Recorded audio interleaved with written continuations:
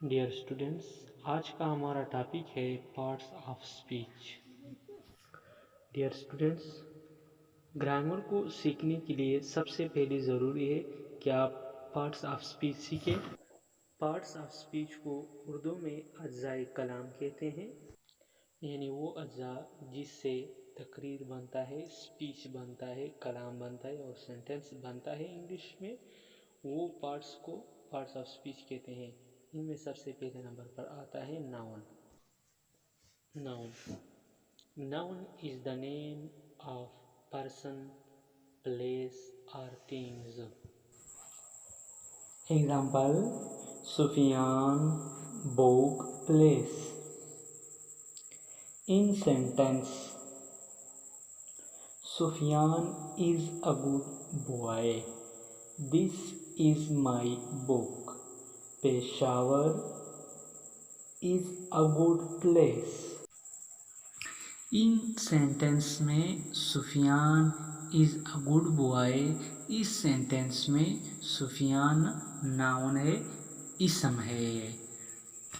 Second sentence, this is my book, इस sentence में book noun है। Third, Peshawar is a good place, इस sentence में पेशावर नाउन है, इसम है।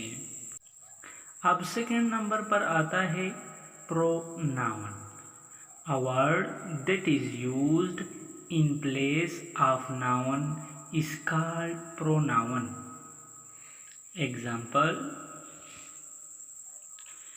ही, she, I, they, we, you, it.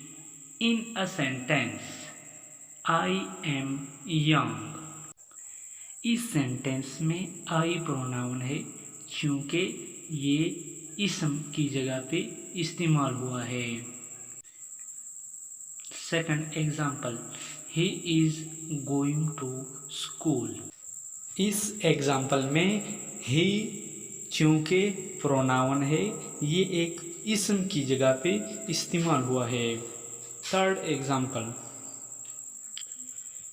She want flowers,